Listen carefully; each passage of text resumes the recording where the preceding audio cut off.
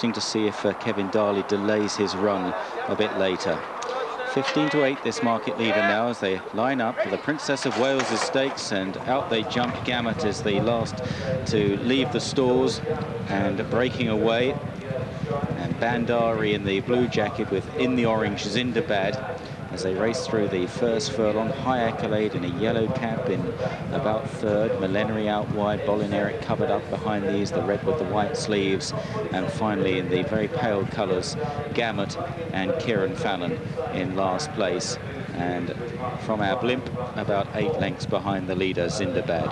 Zindabad then opening up, allowed to gallop on here by Darrell Holland and by Bandari's rider, Richard Hills, in second place. High Accolade, the 3-year-old, in third, as they run round their first and only turn here, the dog leg.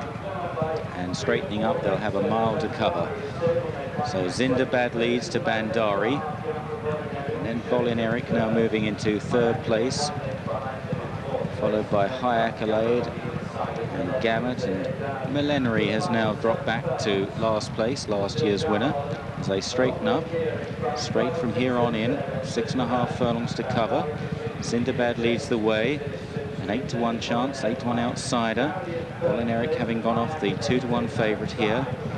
And big St Ledger theme to this, 2 past St Ledger winners and a current Ledger favourite in High Accolade in that yellow cap, and not travelling all that well at the moment in the hands of Martin Dwyer. Martin's quite busy on High Accolade, though the horse does tend to finish strongly as they race towards the last 5 furlongs now, and it's Zindabad that leads the way, running to the 4 in fact. Zindabad from Bandari, Millenary, Gamut on the fence, High Accolade's off the bit, Millenary at the back but still going quite sweetly in the blinkers for the first time. He stokes up the leader, Zindabad. Bandari getting much closer, so too Millenary on the outside. Millenary now woken up. Gamut is waiting to pounce, looking for a railside run now in the hands of Kieran Fallon as they run down inside the final 2. Millenary is staying on well. High Accolade looks the first beat. They meet the rising ground. Gamut's threw up the rail. Bandari in the centre, the blue jacket, but Millenary comes swooping through though, hangs badly right.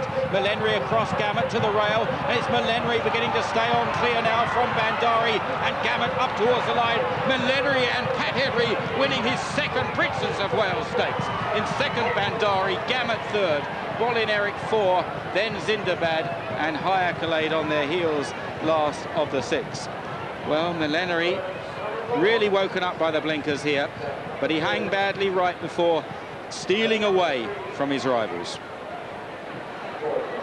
Millenary at 5-to-1, joint third favourite, wins his second Princess of Wales, and a tremendous performance he gave there, and to give Pat Edgery his 6th win in the race. Millenary last year, Little Rock in 2000, odds on Sadler's Hall and Rock Hopper in the early 90s, and Sapience in 1990. 6 times for Pat Edgery. Millenary at 5-to-1.